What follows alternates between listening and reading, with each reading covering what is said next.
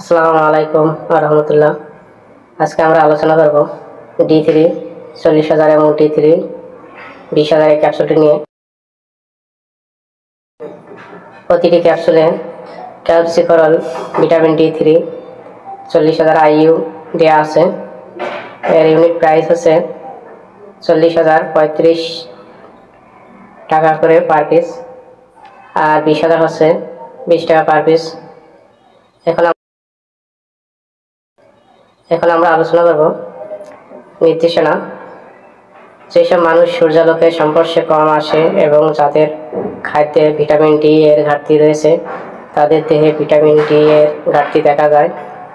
Vitamin D পর্যাপ্ত calcium ও phosphate শোষণের মাধ্যমে মজবুত অস্থি ও দাঁত গঠন, বিশেষ করে রিকেটস, অস্টিওমালাইসিয়া, অস্টিওপোরোসিস প্রতিরোধে খুবই গুরুত্বপূর্ণ। ভিটামিন D3 গর্ভাবস্থায় প্রি এক্লাম্পসিয়া প্রতিরোধে গুরুত্বপূর্ণ ভূমিকা প্রদান করে এবং শিশুদের পুষ্টির জন্য স্তনদানকালে অতি প্রয়োজনীয়। এখন আমরা আলোচনা করব মাত্রা ও সেবন বিধি। প্রাপ্তবয়স্ক ভিটামিন D3 এর ঘাটতির পূরণে প্রতি সপ্তাহে 40,000 IU সপ্তাহে 7 সপ্তাহ পর্যন্ত সেবন করতে হয়। প্রতি সপ্তাহে 40,000 IU সপ্তাহ 7 সপ্তাহ সেবন করতে হয়। এছাড়াও প্রতি সপ্তাহে দিনে একবার, বিশেষ করে সকালের দিকে সেবন করতে হয়। ভিটামিন D3 ঘাটতি প্রতিরোধে 20,000 প্রতি 4 সপ্তাহে 20,000 সেবন করতে হয়। কিছু নির্দিষ্ট ক্ষেত্রে উচ্চমাত্রা প্রয়োজন হতে পারে। অস্টিওপোরোসিস রোগীদের সহায়ক চিকিৎসা প্রতি মাসে 20,000 সেবন করতে হয়।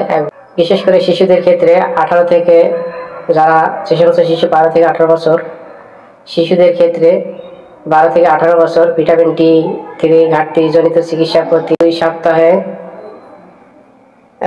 বিশেষ করে 20,000 6 সপ্তাহ পর্যন্ত খাওয়া যেতে পারে। ভিটামিন D3 ঘাটতি প্রতিরোধে প্রতি 6 সপ্তাহে 2,000। ভিটামিন D3 ঘাটতি প্রতিরোধে প্রতি সপ্তাহে 6 সপ্তাহ পর্যন্ত 20,000 সেবন করতে হয়। এখানে বলে রাখা ভালো, প্রতিটি মেডিসিনই চিকিৎসকের পরামর্শ অনুযায়ী সেবন করতে হবে। চিকিৎসকের পরামর্শ ব্যতীত কোনো মেডিসিন সেবন করা ঠিক নয়। ইহা স্বাস্থ্যের জন্য ক্ষতিকারক এবং প্রাণনাশক। এতক্ষণ সাথে থাকার জন্য অসংখ্য ধন্যবাদ। যদি আমাদের চ্যানেল নতুন এখানে অবশ্যই চ্যানেলটা সাবস্ক্রাইব করে পাশে থাকা বেল আইকনটা প্রেস করে অল নোটিফিকেশন বার দিয়ে রাখবেন। আল্লাহ হাফেজ।